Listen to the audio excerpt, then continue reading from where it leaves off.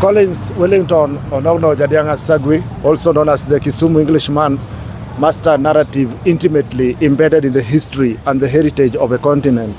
Master orator in English who vows listeners wherever he speaks. The most eloquent Kenyan alive whose vigorous statistics and intellectual activities represent the spirit of the age. Someone who must speak using grammatical sentences and appropriate vocabulary, habitual, circumlocutory, transformational, tautological, periphrastic, or technical jargon.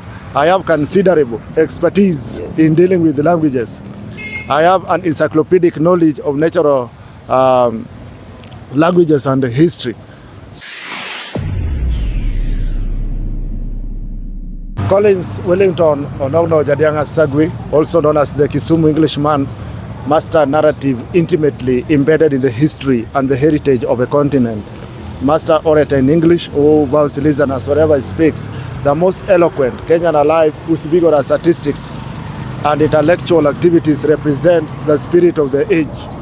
Someone who must speak using grammatical sentences and appropriate vocabulary, habitual, circumlocutory, transformational, tautological, periphrastic, or technical jargon. I have considerable expertise in dealing with languages. I have an encyclopedic knowledge of natural languages and history.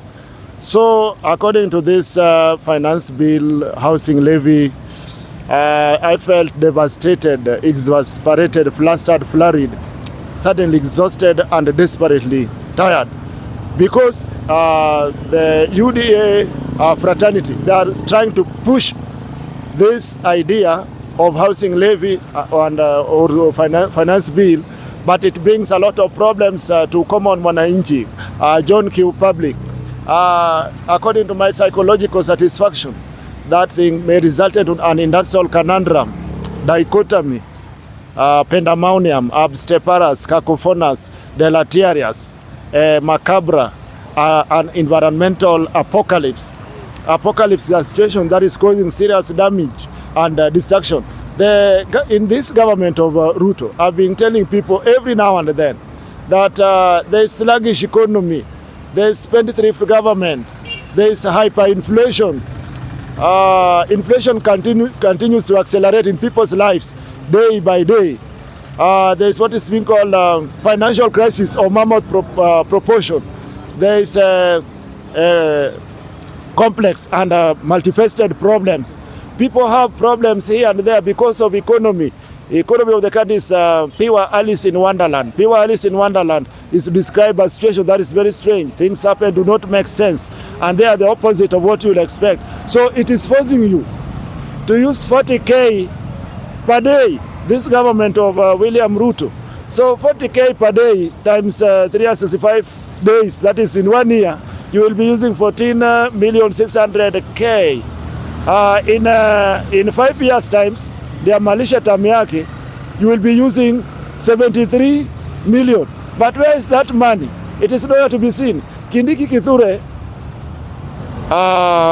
is trying to fulminate, to castigate, or to criticize Raila Odinga. Raila Odinga is not just a mere politician, despite he's not the current president of the Republic of Kenya. But Raila Odinga, over the Middle East and the Gulf region, we talk about Asia, Europe, Africa, Americans and other parts of the world. It is known that Odinga is the most charismatic, proactive, paradoxing, controversial, and perhaps difficult to understand, whose leadership characteristic or peculiarity is not that of chauvinistic and parochial, not that of tribalistic, nepotistic, hooliganistic, chameleonistic, animalistic, or demagogic nitwits. In Odinga's leadership, there is nothing like empty platitudes and pedantic postulates or posit, a repeat of the cyclic of destructively competitive politics. That is why people take pride of the expanded space for expression and exercise. Due to Odinga's civil activist role, he played to make sure that Kenya is close to being rated as a pattern of democratic fountain It is why when some of our leaders first publicly proclaimed the supremacy of Odinga's national politics and the leadership qualities, they were immediately isolated and ostracized by the imperialists, by the students, and by then their leadership political protagonists. Yes.